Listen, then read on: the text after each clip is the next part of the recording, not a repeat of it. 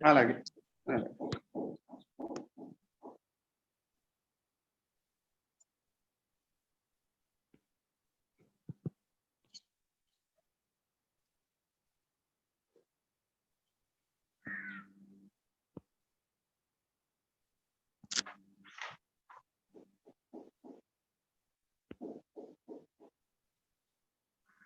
Okay masters.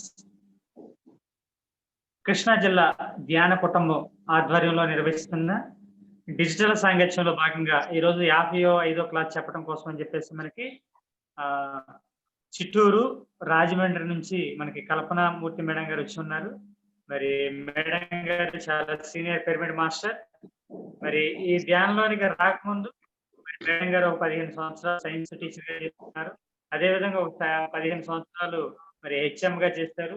అదేవిధంగా ఈ 2004లోకి ధ్యానంలోకి రాకముందు కుండలిని యోగా, విపස්සన ఇలా అన్ని రకాల పిరమిడ్ లో రకరకాల డిఫరెంట్ మెడిటేషన్ చేసి వాటిలో కూడా సర్టిఫికేట్ పొందడం అనేది జరిగింది. మరి మేడం గారు వాళ్ళు 2007లో 36 పిరమిడ్ పెద్ద పిరమిడ్ వేసి ఆ పిరమిడ్ ద్వారా ఎంతమందికి అద్భుతమైన ఆత్మజ్ఞానాన్ని అందించడం జరుగుతుంది. మరి మేడం గారు మరి 11 సంవత్సరాల పాటు ఈ ఎవరైతే 11 సంవత్సరాల పాటు ధ్యానం గురించి విస్తృతంగా ప్రచారం చేయడం జరిగింది. అదేవిధంగా ట్రెక్కింగ్స్ లో వచ్చేసరికి నేపాల్, టిబెట్, బర్మా ఇలా అదేవిధంగా బద్రీనాథ్ ఇలా చాలా ఇంపార్టెంట్ ప్లేసెస్ ఏదైతే ఉందో ఆ ప్లేసెస్ అన్ని కూడా మేడం గారు ట్రెక్కింగ్ చేయడం అనేది జరిగింది. మరి ఇప్పుడు బ్రహ్మ విద్వమణి బిరుదాంకితులు గారు సేవలు అనేది అమోహం మరి పిరమిడ్ స్పిరిచువల్ సొసైటీలో ఎంతో అద్భుతమైన పాత్ర పోషిస్తున్నారు. మరి వాళ్ళ కృష్ణా జిల్లా జ్యోతి మేడం గారి యొక్క ఆత్మజ్ఞానాన్ని అందించవలసి కోరుకుంటున్నాను మేడం. మరి మీ యొక్క అనుభవాలతో క్లాస్ ప్రారంభించడం మేడం. అలాగే. థ్యాంక్ యూ క్రాంత్ కుమార్ గారు. మరి కృష్ణా జిల్లా ధ్యాన మిత్రులందరికీ నా ధ్యానాభివందనాలు. మరి జూమ్ మీటింగ్ కండక్ట్ చేస్తున్న మాస్టర్లందరికీ, మరి నాకు మిత్రురాలైన మరి రాజకుమారి మేడంకి నా నమస్కారాలు. ఎందుకంటే ఈ గుడ్లవల్లి పిరమిడ్ అప్పుడు నిర్మాణంలో ఉన్నప్పుడే ఒకసారి వచ్చాము, చూసాము. తర్వాత ఒకసారి క్లాస్ చేసాం. మళ్ళీ తర్వాత పూర్తయిన తర్వాత కూడా ఒక రోజు క్లాస్ చెప్పడం జరిగింది. ఒక పౌర్ణమి క్లాస్ కూడా చెప్పడం జరిగింది. చాలా బాగుంది. ప్రకృతి అంతా దాని చుట్టూ అంతా చాలా బాగుంది అనిపించింది. చాలా బాగా రిసీవ్ చేసుకున్నారు. ఆ రోజు చాలా ఆనందం అనిపించింది నాకు. ఎందుకంటే నేను పుట్టి పెరిగిందంతా ఎక్కువగా చదువుకుంది కృష్ణా జిల్లాలోనే. మరి పశ్చిమ గోదావరి జిల్లా ఏలూరు పక్కన దెందులూరు గ్రామం నా స్వగ్రామం. అక్కడే పుట్టి పెరిగాను. గుంటూరులో చదువుకున్నాను బీఈడి. 1969, 68లో చదివాను. వెంటనే నేను ఆంధ్ర యూనివర్సిటీలో క్యాంపస్ హై స్కూల్లో చేశాను కొన్నాళ్ళు వైజాగ్లో. తర్వాత మళ్ళీ విజయవాడలో చేశాను కొన్నాళ్ళు హై స్కూల్లో. తర్వాత ఏలూరులో సెటిల్ అయిపోయాము. 28 ఏళ్ళు ఉన్నాం. తర్వాత రిటైర్ అయ్యే ముందే అన్ని మేము ఎక్కువగా టైం వేస్ట్ చేయకోకుండా పొద్దున్నే మార్నింగ్ వాక్ వెళ్తూ అందరితో కలిపి ఉంటూ అందరు గురువుల్ని కలుసుకుంటూ అన్ని కార్యక్రమాలు ఏదైతే ఏలూరులో ఉన్నాయో అన్ని కూడా మేము పాల్గొనే వాళ్ళం. దాంతో చివరికి రిటైర్ అయిపోయేటప్పటికి మేము మిగుల్చుకుంది ఆస్తి కాదు, అవసరమైనటువంటి ఆరోగ్యాన్ని, ఆనందాన్ని మిగుల్చుకున్నాం మేము. అది అందుకనే మేము ఇప్పటికీ చెప్పగలుగుతున్నాం. శాశ్వతమైనది ఏది అని ఎప్పుడైతే మాకు అర్థమైపోయిందో మిగతా భౌతికమైన విషయాలు, సంపదల మీద దృష్టి పెట్టకుండా ఎక్కువగా ఈ క్లాసులకి ఎక్కడున్నా అటెండ్ అయ్యేవాళ్ళం. అలాగే మాకు ఒక్కడే అబ్బాయి అమెరికాలో సెటిల్ అయిపోయాడు. అక్కడ ఉండాల్సిందే. నేను ఒక్కడనే అబ్బాయిని కదా, మీకు ఎలా ఉంటారు ఇండియాలో అన్న. కానీ అక్కడకు ఒక్క 3 ట్రిప్పుల్లో 1 సంవత్సరంన్నర ఉండేటప్పటికే మాకు మా జీవితం మాకు వేస్ట్ అనిపించింది. ఎందుకంటే ఇన్నాళ్ళు నా సొంతం కోసమే నేను ఉద్యోగం చేసుకున్నాం. మా కుటుంబాలు మా ఉన్నత కోసమే ఉద్యోగాలు చేసుకున్నాం. మా కుటుంబాన్ని సరిదిద్దుకోవటం కోసం, పిల్లల్ని చదివించుకోవటం కోసం బాధ్యతలన్నీ చక్కగా నిర్వర్తించుకున్నాం. కానీ ఈ ప్రకృతికి ఏమిచ్చాం? ఇప్పటి మాదిరిగా కాదు, కాన్వెంట్‌లో ఫీజులు కట్టి చదువుకోలేం మేము. ఫ్రీగా గవర్నమెంట్ హై స్కూల్‌లో ఫ్రీగా ఫీజులు లేకుండా చదువుకున్నాం మేము. చాలా బీఈడీలో కూడా చాలా తక్కువ, హాస్టల్ బిల్లే ఎక్కువ. ఫీజు తక్కువగా ఉండేది. చాలా తక్కువుండేవి. కాబట్టి ఈ సృష్టి ఎంత హెల్ప్ చేసింది గదా నాకు ఆ రోజుల్లో. అంటే దాదాపు 60 ఏళ్ల కిందట నేను చదువుకున్నాను, ఉద్యోగం చేశాను అప్పట్లో. అంటే ఈ ప్రకృతి నాకు ఎన్నిచ్చింది. ఇప్పుడు కూడా ఆలోచన లేదు డబ్బు గురించి. హాయిగా పెన్షను, గవర్నమెంట్ స్కూల్స్ మూలంగా ఫుల్ పెన్షన్‌లొస్తాయి ఇద్దరికీ. అసలు డబ్బు గురించే ఆలోచన లేదు. ఒక పెన్షన్ ఎప్పుడు దీనికి మేము ఖర్చు పెడతాం ఆధ్యాత్మికతకి. ఒకటి మా కోసం పర్సనల్‌గా ఉపయోగపెట్టుకుంటాం. ప్లాన్డ్‌గా ఉంటాం కాబట్టి మాకు ఆలోచనలు ఎక్కువ రాదు. కానీ అప్పుడు అనుకున్నాం. ఓహో! ప్రకృతి ఏదైతే ఇలాంటి జీవితాన్ని ఇచ్చిందో, ఆ ప్రకృతికి మేము ఉపయోగపడాలి కదా! ఈ సృష్టికి. అదే పుణ్యం అని మాకు అర్థమైంది. ఈ అన్ని రకాల ధ్యానాలు చేయటం వల్ల.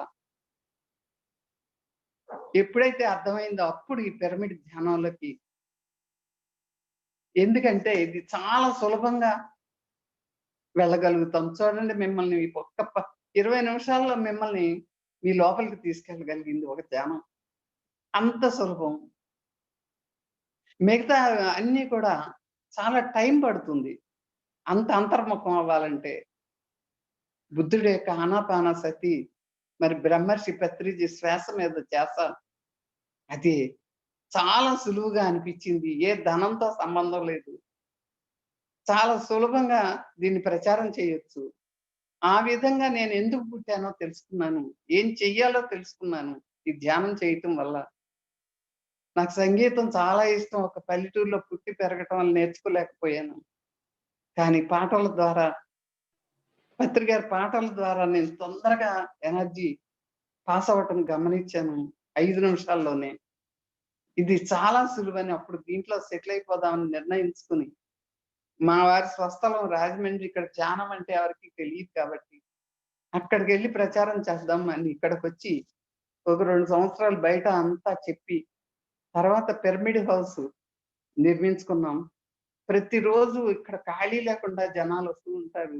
ఎన్నో సమస్యలతో వస్తారు.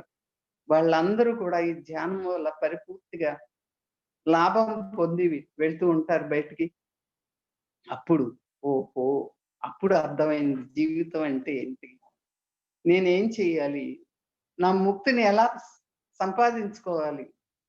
నా స్వర్గాన్ని నేనే నిర్మించుకోవాలని ఎప్పుడైతే అర్థమైందో, నా ముక్తిని గూడా నేను సంపాదించుకోవాలని అర్థమై దీంట్లో ఉన్నాను. కాబట్టి నేను ఒక 30 సంవత్సరాల పైనే శరీరం గురించే, శాస్త్రం గురించి చెప్పాను పాఠాలు. కాబట్టి దాన్ని గురించి చెప్పాలనిపించింది. ఎందుకంటే భౌతికత, ఆధ్యాత్మికత 2 వేరు కాదు. కానీ వేరు వేరుగా చూస్తున్నాం మనం. అది ఎలాగో అప్పుడు మనం చర్చించుకుందాం. ముందు బ్రహ్మర్షి పత్రి గారికి, మరి మేడం గారికి ధన్యవాదాలు చెప్పుకుందాం. ఏంటంటే ఈ విశ్వం అంటే ఏంటి? ముందు మనం ఎక్కడున్నాం? ఈ విశ్వంలోనే, ఈ ప్రపంచంలోనే ఉన్నాం. దాన్నే ప్రపంచం అనొచ్చు, వరల్డ్ అనొచ్చు. కానీ ఇక్కడ చూడండి, ఈ సృష్టిలో ఏముంది? మనకి ఎదురుగా కనిపించే పంచభూతాలున్నాయి. భూమి, నీరు, అగ్ని, వాయువు, ఆకాశం. అవి భౌతికంగా మనకి కనపడుతున్నాయి. ఇంకా ఏమున్నాయి ఈ సృష్టిలో? 87 లక్షల జీవరాశులున్నాయి.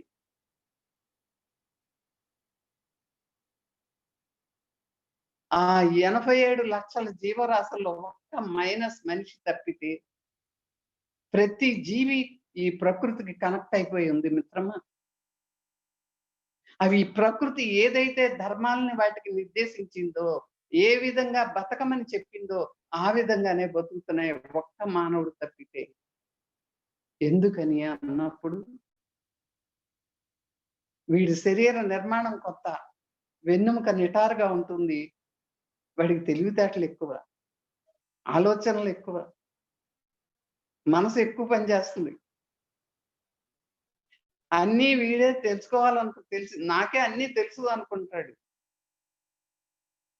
కానీ తన ధర్మాల్ని తను సరిగా మిగతా జీవుల్లాగా ఫాలో అవ్వలేకపోతున్నాడు. అందుకే తేడా వచ్చింది మిత్రమా. ఇప్పుడు భౌతికతగా సైన్స్ ప్రకారం చూస్తే పంచభూతాలే. ఆ పంచభూతాలకి శక్తి ఎక్కడి నుంచి వచ్చింది? ఆకాశం నుంచి వచ్చింది. ఆకాశంలో ఈథర్ అనే పదార్థం ఉంది. అది అయస్కాంతం అంత శక్తివంతమైంది. దాని కింద వాయువు ఉంది. ప్రతి పదార్థం అణువుల చేత తయారు చేయబడింది కదా! ఆ అణువుల యొక్క రాపిడి వలన అగ్ని పుట్టింది. ఆ అగ్నిలో హైడ్రోజన్, ఆక్సిజన్, నీరు వాయువు వల్ల, అగ్ని వల్ల కలిసి నీరు ఏర్పడింది. ఆ నీరు నెమ్మదిగా ఘనీభవించటం వల్ల పాకుడొచ్చింది. దాంట్లోంచి ఆల్గే, ఫంగై, దాంట్లోంచి వృక్షాలు, నెమ్మదిగా జీవులు, నెమ్మదిగా ఆఖరికి మానవుడు ఉద్భవించాడు అని శాస్త్రం చెప్తోంది మిత్రమా. కాబట్టి ఈ విశ్వశక్తే ఈ విశ్వాన్ని సంరక్షిస్తోంది. భూమికి ఆకర్షణ శక్తిని, అగ్నికి మండే శక్తి, వాయువుకి వీచే శక్తి ఇచ్చింది అని ఒక శాస్త్రజ్ఞుడు నిరూపించి చూపించాడు. అదే మన పెద్దలు ఆధ్యాత్మిక ద్వారా ఏం చెప్పారు? పంచభూతాలే ఈ సృష్టి అంటే. ఆ పంచభూతాలకి ఏముంది? శక్తి ఉంది. ఆ శక్తినే మన వాళ్ళు అమ్మవారు అన్నారు. ఆ అమ్మవార్లు ఎన్నో అమ్మవార్లు ఉన్నారు. ప్రతి ఊరికి ఒక అమ్మవారు. కానీ ఉండేది మాత్రం శక్తి స్వరూపిణి. శక్తే మూలం. ఆ శక్తి స్వరూపిణి, ఆ అమ్మవారిని ఎవరైతే ధ్యానము ద్వారా ఉపాసన చేసుకున్నారో వాళ్ళు బ్రహ్మ, విష్ణు, మహేశ్వరులు. సృష్టి, స్థితి, లయ. విఘ్నాలు రాకుండా వినాయకుడు, దేవతల గురువు కుమారస్వామి. ఈ విధంగా మనకి ఆధ్యాత్మికతలో చెప్పబడింది. కాబట్టి గమనించండి ఎలా ఉందో. సృష్టి చేసేవాడు బ్రహ్మ, ఆయనకి శక్తినిచ్చేది సరస్వతి. అలాగే మరి పాలించేవాడు విష్ణుమూర్తి, ఆయనకి పాలించడానికి డబ్బు కావాలి కదా! ఆయనకి శక్తినిచ్చేది లక్ష్మీదేవి. ప్రతి జీవి లయం కావించవలసిందే. ఎప్పుడు శాశ్వతంగా ఇక్కడ ఉండిపోదు. పునరపి జన్మం, పునరపి మరణం. కాబట్టి లయం కావించేవాడు శివుడు. ఆ లయం కావించడానికి కావాల్సిన శక్తినిచ్చేది పార్వతి. అందుకే చూడండి దేవతా స్వరూపాలు. లయం కావించేది. నీ పని అయిపోయిన తర్వాత ఈ సృష్టి నుంచి నువ్వు వెళ్ళిపోతావు. ఏది శాశ్వతంగా ఇక్కడ ఉండబోవు అని చెప్పేది శివతత్వం. ప్రాణం ఉంటే శివం, లేకపోతే శవం. మిత్రమా, ఎప్పుడైతే ఇవి మీకు అర్థమైందో ప్రతిదీ మనకి చక్కగా చెప్పబడింది. కానీ మనలోనే లోపం ఉంది మిత్రమా. అర్థం చేసుకోలేకపోతున్నాం మనం.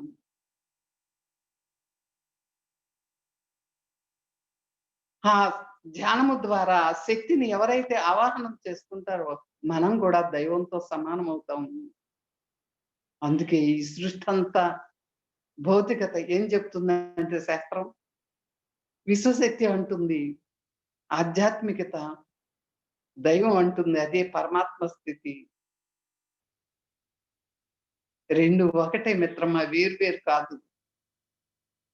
నీ శరీరం భౌతిక తత్వంలో ఉంది. నీ ఆలోచనలు, మనసు, బుద్ధి అన్నీ కూడా ఆధ్యాత్మిక తత్వంలో ఉన్నాయి. కానీ ఏవి అంటే నీ ఆలోచన చూపించలేం, కొలవలేం. ఒక శాస్త్రజ్ఞుడు ఒక వస్తువుని తయారు చేసి చూపించినట్లు మనం చూపించలేము. అనుభవపూర్వకంగా దీన్ని చెప్పొచ్చు. కాబట్టి ఏది తక్కువ కాదు, ఎక్కువ కాదు మిత్రమా. నాస్తికులు దైవం లేదు అంటాడు. ఆస్తికులు దైవమే జరుగుతోంది ఈ సృష్టి అంతా అంటాడు. పరమాత్మే మూలం అంటారు. శాస్త్రం విశ్వశక్తి అంటుంది. అన్నీ కరెక్టే మిత్రమా. ఎందుకంటే ఒకటి ఆలోచిద్దాం. ఈ సృష్టిలో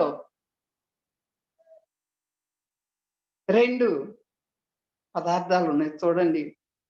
పదార్థము, విశ్వశక్తి. అంటే మన శరీరం పదార్థం అయితే మనలో ఉన్న మనసు, ఆలోచనలు ఇవన్నీ ఆధారపడి ఉన్నాయి ఆ శక్తి వలనే. ఆ శక్తి తగ్గితే ఎక్కువైపోతాయి. శక్తి లేకపోతే అసలైపోతాయి. శక్తి సమానంగా పంచబడితే నీ ధర్మాలు చక్కగా నీ జీవితాన్ని ఆనందంగా గడపగలుగుతావు. కానీ శరీరం లేనిదే ఈ శక్తి వల్ల ఉపయోగం ఏంటి? శరీరం ఉండాలి. శరీరం ఉంటే కదా, నీ అవయవాలు సరిగా ఉంటేనే కదా నువ్వు సేవ చేయగలవు, ధ్యానం చేయగలవు, ఆలోచించగలవు, మంచి పనులు చేయగలవు, ఇతరులకు సహాయపడగలవు, పిరమిడ్లు కట్టగలవు, పిరమిడ్ ద్వారా ధ్యాన ప్రచారం చేయగలవు, ఎంతో మందికి జ్ఞానాన్ని, ముక్తిని అందించగలవు. ఈ శరీరం ఉంటే కదా. కాబట్టి భౌతికత వేరు, ఆధ్యాత్మికత వేరు కాదు మిత్రమా. 2 ఒకటే. 2 ఒకదానికొకటి సంబంధం కలిగి ఉన్నాయి. వేరు వేరు కాదు. ఎందుకంటే 3 గుణాలు ముఖ్యం.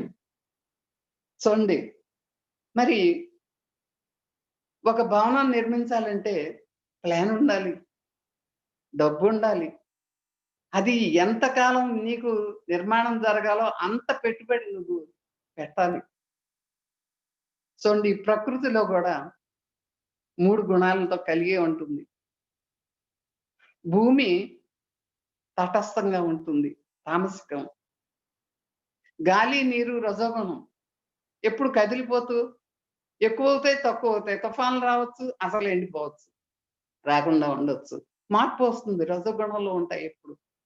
మార్పు చెందుతూ ఉంటాయి. అవునా? కానీ విశ్వం సాత్విక గుణం. అందుకే ఆ విశ్వం గనక మనం కనెక్ట్ అయితే ఆ విశ్వానికి, ఆ విశ్వశక్తి, ఈ సృష్టి అంతా ఏ శక్తితో నడుస్తుందో, ఈ పంచభూతాలు ఏ శక్తితో నడుస్తున్నాయో ఆ శక్తి కనెక్ట్ అవుతాం మిత్రమా ధ్యానంలో. అప్పుడు మనకి అక్కడ ఏదైతే ఉందో ప్రకృతిలో, ఈ గుణాలు కూడా ప్రకృతిలో అలాగే ఉన్నాయి మిత్రమా. దాన్ని అన్వయించి మనం చూసుకున్నట్లయితే మనకి ఈ విశ్వంలో ఉన్నది పదార్థం, కానీ అది అనేక రూపాల్లో ఉంటుంది. పదార్థాన్ని విడగొట్టితే చివరికి అణువులు వస్తాయి, పరమాణువులు వస్తాయి, ఎలక్ట్రాన్స్, ప్రోటాన్స్, న్యూట్రాన్స్. అవి చూడండి, ప్రోటాన్స్ పాజిటివ్ చార్జ్ అంటే,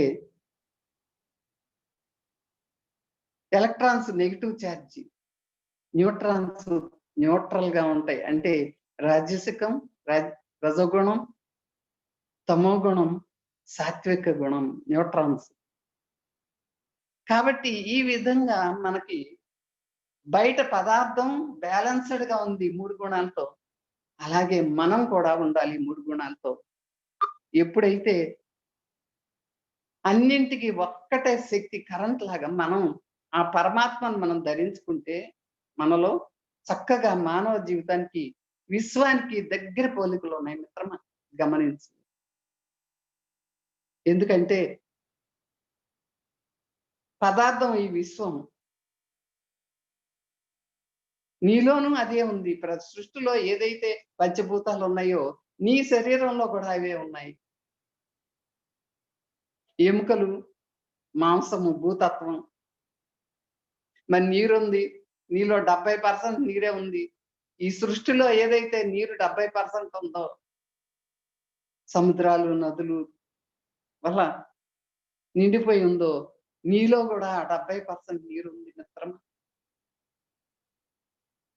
నువ్వు కాసేపు ఇంకొక 4, 5 గంటల ఆహారం తీసుకోకపోతే నీలో గ్యాస్ట్రిక్ ప్రాబ్లమ్ వస్తుంది. అంటే నీలో అగ్నితత్వం పెరిగిపోయి ఉంది. నీ అవయవాలన్నీ కదలాలి. చక్కగా పేగులు కదిలి ఒక గ్రైండర్‌లా పనిచేస్తున్నాయి. జీర్ణం చేస్తున్నాయి. ఆ కదలిక ఉండాలంటే నీలో ఆకాశ తత్వం ఉంది మిత్రమా. ఖాళీ ఉంది. ఖాళీ లేకుండా పీకల దాకా తిన్నామంటే వెంటనే డోకులొచ్చేస్తాయి. ఖాళీ ఉండి దాన్ని అనవసరంగా పాడు చేస్తున్నావు. సహజ స్థితిలో ఉంచకుండా ఈ ప్రకృతి ఎంత సహజంగా ఉందో అన్ని వనరులతో నీవు అలాగే ఉన్నావు మిత్రమా. అర్థం చేసుకో. అందుకే ధ్యానంలో పత్రి గారు ఎప్పుడు చెప్తారు, జీవుడే దేవుడు, దేహమే దేవాలయం. ఈ సృష్టి అంతా ఏ శ్వాసతో నడుస్తుందో. ఎందుకంటే ఒక ఉదాహరణ చిన్నది పెట్టుకుందాం, చూసుకుందాం. ఒక కొత్త కారు వెళ్ళాలంటే మనుషులున్నా, డ్రైవర్ ఉన్నా పెట్రోల్ ముఖ్యం. అది నడవాలంటే అలాగే మన శరీరంలో 5 మండలాలు ఉన్నాయి. చక్కగా పనిచేస్తున్నాయి మిషన్లు. బ్రెయిను, నరాలు, ఆహార నాళం, జీర్ణమండలం, ఊపిరితిత్తులు, గుండె, కిడ్నీసు, ప్రత్యుత్పత్తి, పిల్లలు గని అవయవాలు. అక్కడ పంచభూతాలు ఎలా ఉన్నాయో నీలో కూడా, మనలో కూడా అలాగే ఉన్నాయి మిత్రమా. మనలోనూ ఆ 3 గుణాలు ఉన్నాయి. రజోగుణం ఉంది, తామస గుణం ఉంది, సాత్విక గుణం ఉంది. కాబట్టి ప్రకృతిలో ఏమైతే ఉన్నాయో అవి మనలో ఉన్నాయి. ప్రకృతి అంతా జీవులు 87 లక్షలు ఏ శ్వాసతో నడుస్తున్నాయో అది పెట్రోల్‌లా పనిచేస్తుంది నీ లోపల. నీ శ్వాస లేకపోతే వెంటనే 5 అవయవాలు మూతబడిపోతాయి మిత్రమా. కానీ శ్వాస ఉంది, ఇప్పుడు పూర్తిగా ఏ లోటు లేదు. ఆహారం ఉంది, ఏ లోటు లేదు. కానీ ఎందుకు మానవుడు ఎంత ఆందోళన పడుతున్నాడు రోగాలతో, అనుకున్నది జరగకపోవటంతో, భయాలతో ఎందుకు ఇంత వ్యాకుల పడుతున్నాడు అంటే ఆ విశ్వశక్తి లేదు మిత్రమా. ఆహారం, శ్వాస బాగానే ఉంది. ఆ విశ్వశక్తికి కనెక్ట్ అవ్వలేకపోతున్నాం. ఎందుకంటే దాన్ని దైవము, పరమాత్మ అన్నారు. ఆ విశ్వశక్తిని, ఆ విశ్వాన్ని నడిపేవాడి దైవం అన్నాడు. తప్పు కాదు. అన్నీ ఒకటే. భౌతికత ఒకటే చెప్తుంది సైన్స్. అదే ఆధ్యాత్మికత చెప్తుంది మిత్రమా. విమర్శించవద్దు. నీవే నష్టపోతావు. నీ ఎనర్జీయే తగ్గిపోతుంది. నీలో ఆలోచనలు ఎక్కువైపోతే, తర్కాలు ఎక్కువైపోతే. గమనించు. కాబట్టి మానవ జీవితానికి, విశ్వానికి దగ్గర పోలికలు ఉన్నాయి. విశ్వంలో ఏదైతే జరుగుతుందో నీ లోపల కూడా అదే జరుగుతుంది. ఇక్కడ నేను ఫస్టే చెప్పాను మీకు. 87 లక్షల జీవరాశులు కూడా తమ ధర్మాల్ని కరెక్ట్‌గా ఈ సృష్టికి కనెక్ట్ అయిపోయి ఉన్నాయి కాబట్టి అవి చెప్పినట్టే చేస్తున్నాయి. ఒక్క మానవుడు కనెక్ట్ అవ్వలేకపోతున్నాడు. ఎందుకు అంటే విశ్వశక్తి వీళ్ళలో తగ్గిపోతుంది. ఆ కనెక్షన్ తగ్గిపోతుంది మిత్రమా. అందుకే ఈరోజు ధ్యానం అవసరం వచ్చింది. ఆ విశ్వశక్తి అనుసంధానత కోసమే. కాబట్టి భారతీయుడు ఆధ్యాత్మికతని అంచుల దాకా వెళ్ళిన వారే భారతీయ యోగులు. జ్ఞానాన్ని పంచిపెట్టిన వాడే భారతీయ యోగి. కానీ ఎందుకు ఇప్పుడు ఈ ప్రపంచంలో 135 లెవెల్స్‌కి పడిపోయాం. గమనించండి మిత్రమా. అందరికీ జ్ఞానాన్ని అందించిన వాళ్ళం మనం. ఒక్కసారి ఆలోచించండి. ఎందుకంటే భౌతికత పెరిగిపోతోంది. ఆధ్యాత్మికత తగ్గిపోతోంది. నాది, నేను, అహంకారం, కామ, క్రోధ, లోభ, మోహాల్లో చిక్కుపోతున్నాం. ఆ త్రివిధ దుఃఖాల్లో కూడుకుపోతున్నాం. కాబట్టి భారతీయుడే సున్నాని కనిపెట్టాడు మిత్రమా. ఏం చెప్తుంది భారతీయ తత్వం? ఆధ్యాత్మికత ఏం చెప్పింది? పూర్ణమదః పూర్ణమిదం పూర్ణాత్మ పూర్ణముదచ్యతే పూర్ణస్య పూర్ణమాదాయ పూర్ణమేవావశిష్యతే. పూర్ణమదః పూర్ణమిదం. చూడండి, అంతా పూర్ణమే. ఈ విశ్వం అంతా పూర్ణమే. నేను కూడా పూర్ణంగానే ఉన్నాను. అది దాని అర్థం. నీవెప్పుడైతే ఆ పూర్ణత్వాన్ని కోల్పోతావో, చూడండి ఎలా చెప్పారో సున్నాతో. 0 + 0 = 0. 0 × 0 = 0.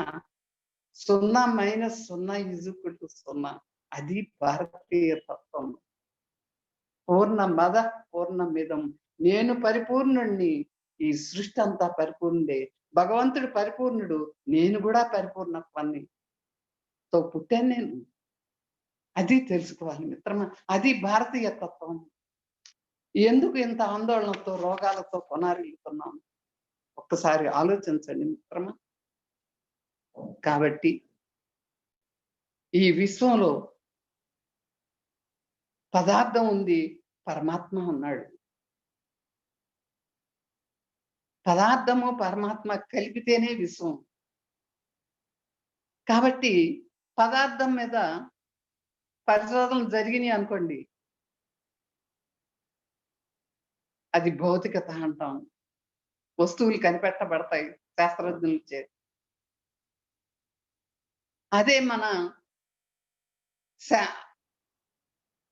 మన మనస్సు మీద పరిశోధనలు జరిగినాయి అనుకోండి, అది ఆధ్యాత్మికత.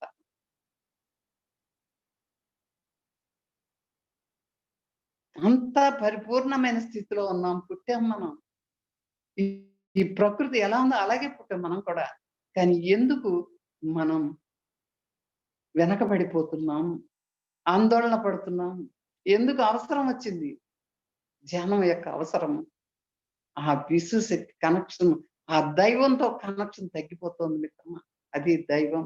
ఆ విశ్వశక్తిని దైవం అన్నారు.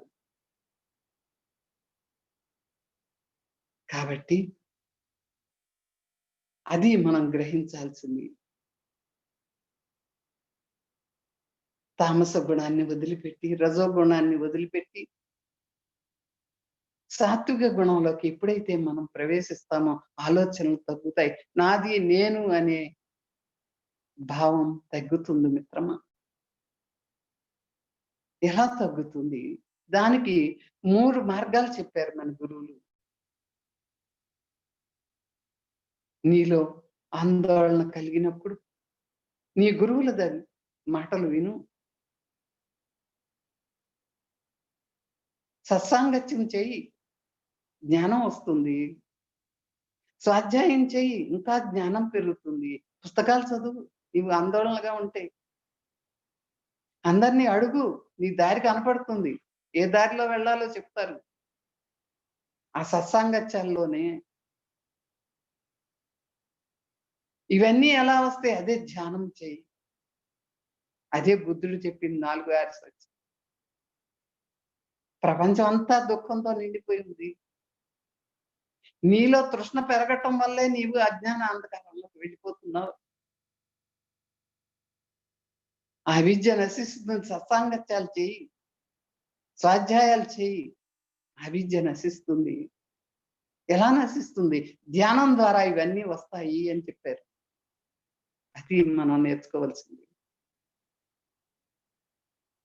శాస్త్రజ్ఞులు ఏం చేస్తారు?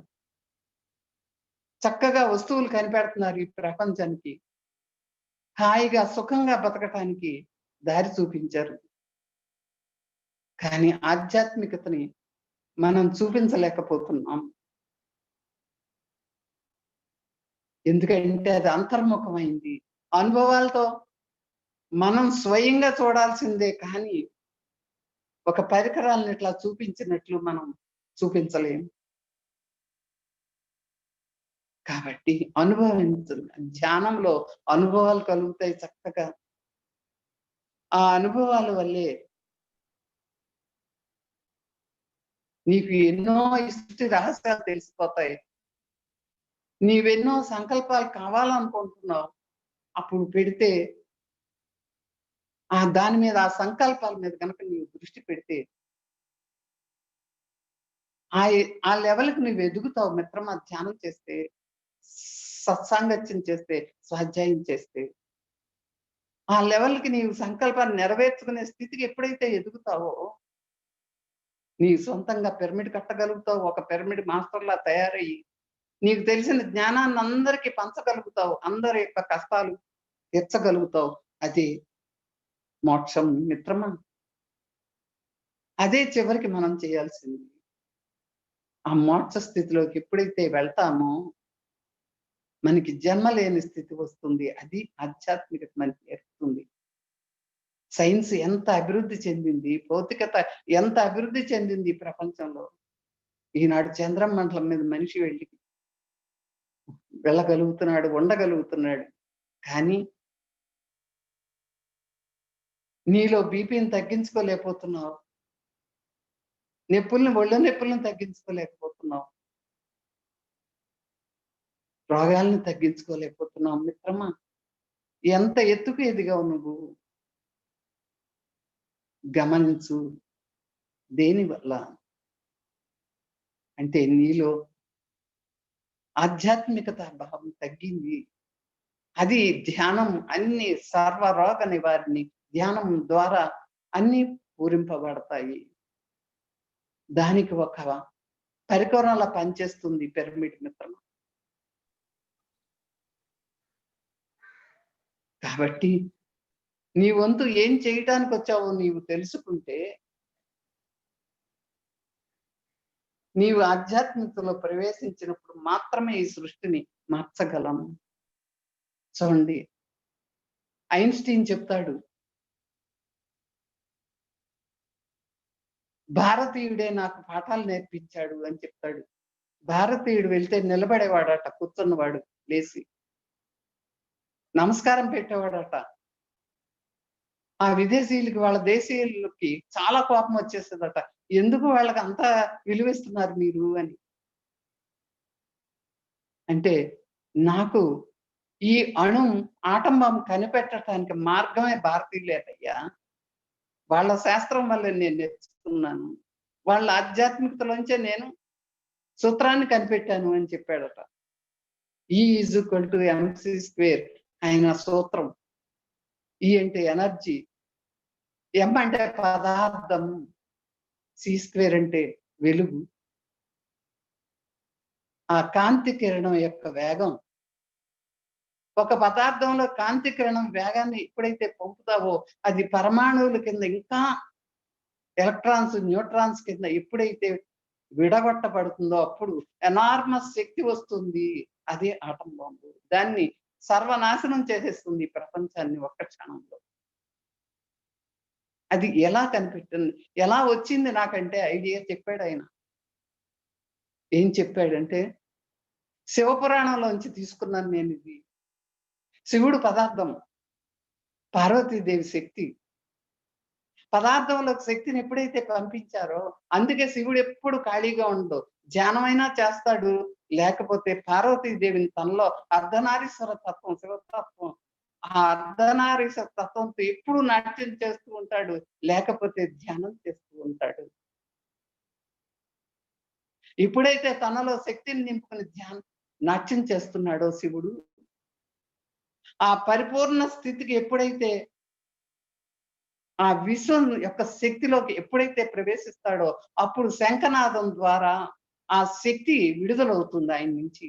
ఆ ఆ ఆ శక్తిని విడుదలైన శక్తిని ఆ శంఖంలోంచి అందరికి ఊది ఈ సృష్టిని లయం లయకారకుడు శివుడు చక్కగా తన పని తాను నిర్వర్తిస్తున్నాడు. అది దాని నుంచి నేను ఇది తీసుకున్నాను మిత్రమా అని చెప్పేటప్పటికి ఆశ్చర్యపోయింది ప్రపంచం అంతా. ఆధ్యాత్మికతలో ఇంత ముందంజ ఉందా భారతదేశం?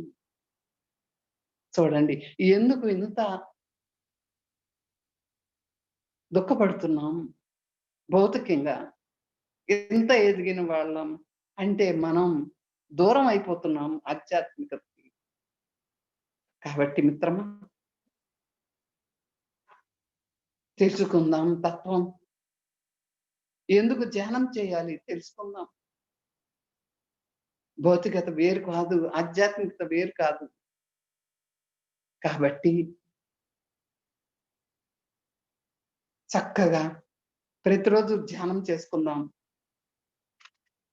చక్కగా ప్రతిరోజు స్వాధ్యాయం చేద్దాం. మంచి పుస్తకాలు చదువుదాం. గురువులతో సత్సాంగత్యం చేసుకుందాం. పిరమిడ్లు నిర్మించుకుందాం. చక్కగా దానిలో ధ్యానం చేద్దాం. ఏం చేయాలి అప్పుడు అర్థమవుతుంది మిత్రమా. నీలో ఎంత ప్రపంచం ఉందో ఒక్కసారి చూడు మిత్రమా. నాడీ మండలాన్ని చూడు. 2,72,000 నరాలతో నీ శరీరం నిర్మింపబడింది మిత్రమా. శరీరం అంతా నెట్వర్క్ లా అల్లుకుని ఉంది మిత్రమా. అప్పుడు అర్థమవుతుంది ఈ సృష్టి ఏ విధంగా పరిపూర్ణంగా ఉందో మన శరీరం కూడా పరిపూర్ణంగా నిర్మింపబడి ఉంది మిత్రమా. చక్కగా అవయవాలతో, చక్కటి పొందికైన అవయవాలతో నోరు, ఆహారనాళం, పొట్ట, పేగులు చూడండి ఎంత చక్కగా అమర్చబడి ఉన్నాయో చూడండి. ఈ పేగులు 27 మీటర్లు చక్కగా అమర్చబడి ఉన్నాయి ఈ జన్మమండలంలో. బయట ఎంత పరిపూర్ణంగా ఉందో ఈ సృష్టి, నీ లోపల కూడా అంత పరిపూర్ణంగా ఉంది మిత్రమా. నువ్వు తక్కువ అంచనా వేసుకోకు. మరి మనం ఏం చేయాలి అనుకున్నప్పుడు మేధావి వర్గం ఎంతో ఎత్తుకు ఎదిగిన వాళ్ళం మనం ముందుకు రావాలి. దాన్ని అనుసరించి అనుభవించి మనం అనుభవిస్తున్నాం. ఏం జరుగుతుందో తెలుస్తుంది. ఒక మనిషిని చూస్తే వెంటనే అంచనా వేయగలుగుతున్నాం. వాళ్ళకి రోగాలు ఎందుకు వస్తున్నాయో చెప్పగలుగుతున్నాం. అవునా? చక్కగా మాటలు చెప్పి, చక్కగా ధ్యానం చెప్పి ఎన్నో రకాలైన రుగ్మతలు తగ్గించగలుగుతున్నాం. ఆ దైవత్వ స్థితికి తీసుకెళ్ళగలుగుతున్నాం. అందుకని మనం అనుభవించి మన యొక్క ఆ సారాన్ని మనం ఏదైతే అనుభవించామో ఆ సారాన్ని ప్రపంచానికి అందించాలి. అది మనకి ఆఖరికి ఫైనల్ గా ఉన్న గోల్ మనది. ఒక్క వెదురు మొక్కలాగా బతకాలి, మనం నేర్చుకోవాలి. ఒక పెద్ద వృక్షం చూడండి, అహంకారంతో నిలబడి చిగుళ్ళు అలా పైకి ఆకాశానికి అందిస్తుంది. అబ్బా నేను ఎంత గొప్పదాన్నో అనుకుంటుందట. పై కొమ్మలు చూసుకుని, ఆకాశాన్ని చూసుకుని. కానీ ఒక్క గాలి వేస్తే ఇరిగి పడిపోతుంది మిత్రమా. అహంకారం ఉండకూడదు మనిషికి. అది తగ్గించుకోవాలి. ఎలా ఉండాలంటే ఒక ఎదురు మొక్కలా ఉండాలట మనం. ఎదురు మొక్క ఏం చేస్తుందంటే గాలి వచ్చినప్పుడు వంగిపోతుంది కిందకి. మళ్ళీ గాలి ఆ ఉధృతి తగ్గిపోగానే మళ్ళా తన యథాస్థితికి వస్తుంది. ఒక్క కొమ్మ కూడా ఎదురు మొక్కకి విరగదు. అది మనకి మనం నేర్చుకోవలసింది మిత్రమా ప్రకృతి నుంచి. ప్రతి మొక్క, ప్రతి జంతువు, ప్రతి పువ్వు మనకి ఎంతో జ్ఞానాన్ని ఇస్తుంది. ఎలా బతకాలో చెప్తుంది. ఎలా ప్రేమతో బతకాలో చెప్తుంది. ఎలా ఆనందంతో బతకాలో చెప్తోంది. అది మనం నేర్చుకోవాల్సింది మిత్రమా. హాయిగా, ప్రశాంతంగా జీవనం చేద్దాం. మరి ఒక్క చిన్న పాటతో మరి చక్కగా చేసుకుందాం. మనిషి మనిషిలో ఉన్న మహనీయ చైతన్యమా, మేల్కొనుమా మేల్కొనుమా మానవతా తేజమా. మనిషి మనిషిలో ఉన్న మహనీయ చైతన్యమా, మేల్కొనుమా మేల్కొనుమా మానవతా తేజమా. మనసు మల్లెతనంగా, మనసు మంచి గంధంగా, మనసు మల్లెతనంగా, మనసు మంచి గంధంగా, మనసు మహాముత్యంగా మలసుటయే దివ్యంగా. మనిషి మనిషిలో ఉన్న మహనీయ చైతన్యమా, మేల్కొనుమా మేల్కొనుమా మానవతా తేజమా. ప్రతి మనిషికి మెదడున్న మనసున్న వాడే మనిషి, ప్రతి మనిషికి మెదడున్న మనసున్న వాడే మనిషి.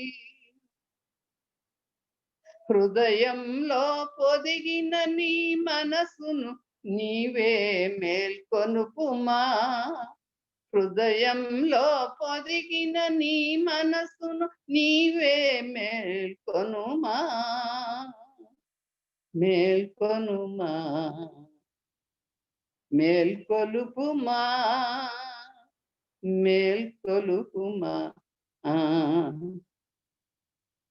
అఖండమే చైతన్యం, అవిభాజ్యమే జీవితం, అఖండమే చైతన్యం, అవిభాజ్యమే జీవితం.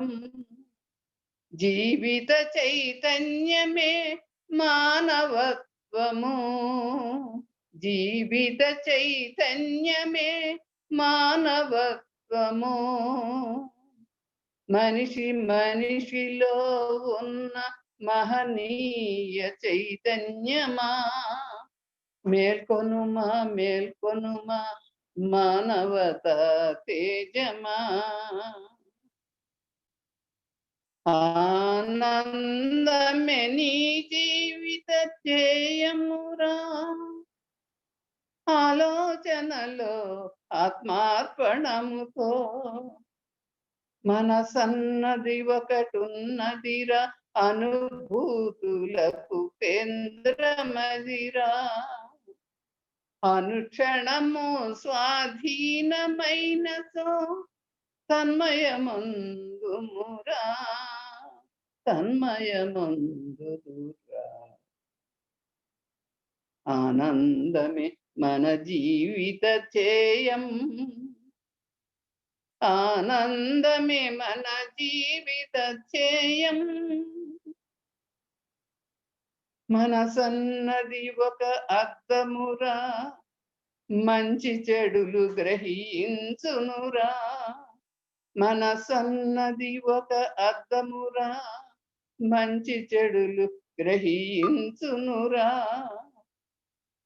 మలినములు తగలనీయక మమతల మందిరముగా నిలుపుమా, మమతల మందిరముగా నిలుపుమా. ఆలోచనకు అనుభవాలకు నీలో మనసే కారణమురా. సవ్యమైన ఆలోచనలతో నిత్య జీవిత సుధ నీదగుదురా, నిత్య జీవిత సుధ నీదగుదురా.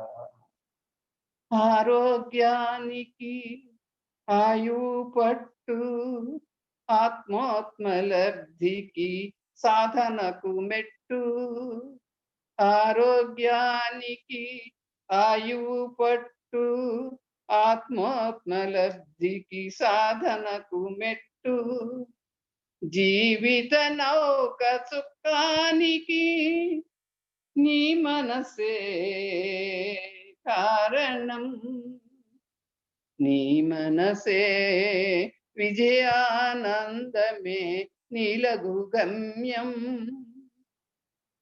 విజయానందమే నీలగు గమ్యం. హాయిగా.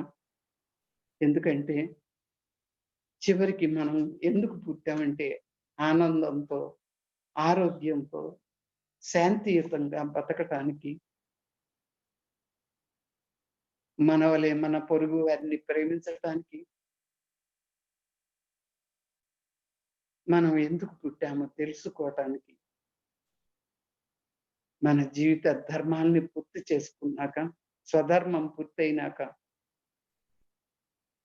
పరధర్మం ఎప్పుడైతే నీవు వహిస్తావో, పూర్తి చేస్తావో అది మోక్ష స్థితి మిత్రమా. ఒక ఆధ్యాత్మికత మిమ్మల్ని శాంతియుతంగా, ఆనందంగా జీవించాలో నేర్పుతుంది. ఒక భౌతికత నీవు సంతోషంగా ఎలా ఉండాలో నేర్పుతుంది. ఎందుకంటే ఒక ఫ్యాన్ ఉంది, హాయిగా గాలిని అనుభవిస్తాం. ఒక ఏసీ ఉంది, హాయిగా ఉంటాం. కారు ఉంది, చక్కగా ప్రయాణం చేస్తాం. అన్ని పరికరాలు భౌతికంగా లభించే ఇవన్నీ వస్తువులు మనకి సుఖాన్ని ఇస్తాయి, సంతోషాన్ని ఇస్తాయి. కానీ నీ లోపలికి నీవు వెళ్ళలేకపోతున్నావు మిత్రమా. నిన్ను నువ్వు తెలుసుకోలేకపోతున్నావు. ఒక ఆధ్యాత్మికత నీవు శాంతియుతంగా ఎలా బతకాలి, ఆనందంగా ఎలా బతకాలి, దైవంలాగా ఎలా బతకాలి, ఒక సాయిబాబాలా ఎలా బతకాలి, ఒక యేసు క్రీస్తులా, ఒక అల్లాలా ఎలా బతకాలి ఆదర్శవంతంగా ఈ సృష్టికి, అది నేర్పుతుంది మిత్రమా ధ్యానం, ఆధ్యాత్మికత. కాబట్టి ఈ ప్రపంచానికి కావాల్సింది ఆధ్యాత్మికతే మిత్రమా, భౌతికత కాదు, భౌతిక వస్తువులు కాదు. అవి అవసరమే. ఎందుకంటే శరీరం లేనిదే నువ్వు ధ్యానం చేయలేవు, తినలేవు, ఆనందించలేవు, అనుభవించలేవు. కాబట్టి మిత్రమా అది మనకి కావాల్సింది. నీ శరీరం గమనించండి. శరీరంలో మనసు ముఖ్యం. ఆ మనసు ఏం చేస్తుంది? ఆలోచిస్తుంది. ఆ ఆలోచనలన్నీ కలిపితేనే మనస్సు అంటారు. ఆ మనసు నీ నీ ఇష్టం వచ్చినట్టు పరిగెత్తుతుంది. కోతిలా ప్రవర్తిస్తుంది. కోతి లాంటిదిరా మనసు అన్నారు పెద్దలు. కోతిలా ప్రవర్తిస్తూ ఉంటుంది. అచ్చేయి, ఇచ్చేయి, సినిమాకెళ్ళిపోదాం పద, లేకపోతే హోటల్‌కెళ్ళిపోదాం పద, ధ్యానం ఎప్పుడైనా చేసుకోవచ్చులే అని నిన్ను పక్కకు లాగేస్తుంది. కానీ నీవేం చేస్తావు? ఏమైనా సరే ఇవాళ నాకు ఆందోళనగా ఉంది, నేను ధ్యానం చేయాల్సిందే అని ఎప్పుడైతే నీ మనసుకి బుద్ధి జోడిస్తావో అప్పుడు మనసు కంట్రోల్ అవుతుంది మిత్రమా. బుద్ధి వల్ల. బుద్ధి అయితే ఎప్పుడైతే వచ్చిందో నీ ధ్యానంలో కూర్చుంటుంది నీ శరీరం. నీవు చెప్తే కదా మరి. ఆ విచక్షణ జ్ఞానాన్నే బుద్ధి అంటాం. బుద్ధి ఎప్పుడైతే వచ్చిందో, మనసు ఎప్పుడైతే కంట్రోల్ అయిందో, చక్కగా ధ్యానంలో కూర్చుంటావు, అప్పుడు నీకు అనుభవాలు వస్తాయి. ఆ అనుభవాలు ఎప్పుడైతే వచ్చినాయో నీకు మంచి అనుభవాలు ఇతరులకు చెప్పగలుగుతావు. అప్పుడు వాళ్ళు కూడా సమాయత్తం అవుతారు.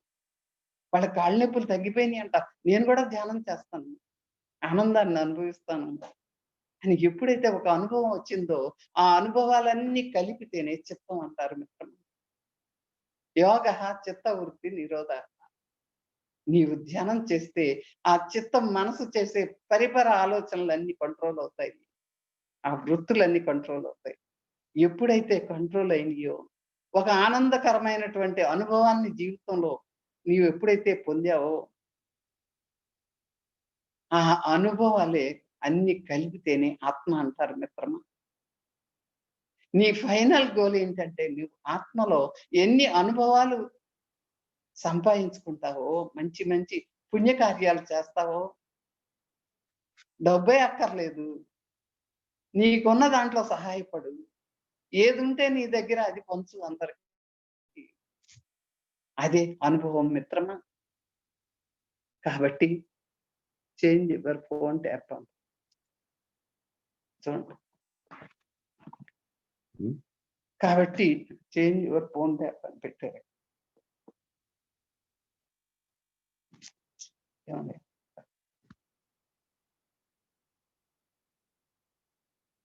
ఆ అనుభవాలన్నీ కలిపితేనే ఆత్మ అంటాం. ఆత్మ శాశ్వతం. ఈ శరీరం అశాశ్వతం. ఆత్మలో ఏదైతే నీవు నిక్షిప్తం చేసుకుంటావో, మంచి పుణ్యాన్ని సంపాదించుకుంటావో, అదే భారతీయత చెప్పింది కర్మ సిద్ధాంతం.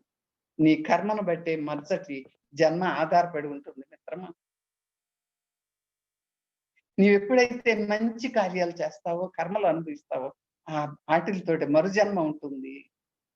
చివరికి పూర్తిగా ఎప్పుడైతే నీవు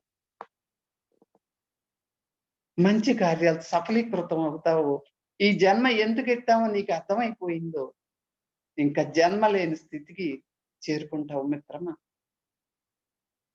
అదే దైవస్థితి, ఆత్మస్థితి. జన్మ లేని స్థితి, అదే మోక్షం. దానికోసమే మనం ప్రయత్నిద్దాం మిత్రమా. జబ్బుల కోసం కాదు ధ్యానం. రోగాలు తగ్గించుకోవటం కాదు ధ్యానం. ఫైనల్ గా మనం ఆ మోక్ష స్థితికి చేరటం కోసమే ఆధ్యాత్మికత ఉంది మిత్రమా. కాబట్టి రెండిటికి సంబంధం ఉంది. ఫైనల్ గా మనం తెలుసుకోవాల్సింది ఆధ్యాత్మికత వేరు కాదు, భౌతికత వేరు కాదు. ఈ రెండింటికి సంబంధం ఉంది మిత్రమా. మనం ఆనందించాలంటే శరీరం కావాలి, అనుభవించాలంటే శరీరం కావాలి. కాబట్టి భౌతికత ముఖ్యమే, ఆధ్యాత్మికత ముఖ్యమే మిత్రమా. అది మనం తెలుసుకోవాల్సిన దాన్ని ధ్యానం ద్వారా పరిపూర్తి చేసుకుందాం. మరి ఈరోజు చాలా సుదినం. ఎందుకంటే ఒక గుడివాడలో సంకల్ప ధ్యానం పెట్టుకున్నారు. ఎందుకంటే ఆ పిరమిడ్ పూర్తవటానికి.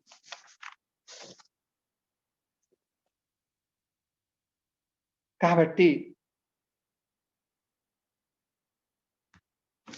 అందరం చక్కగా కోరుకుందాం. అందరం చక్కగా మనం బాగుందాం.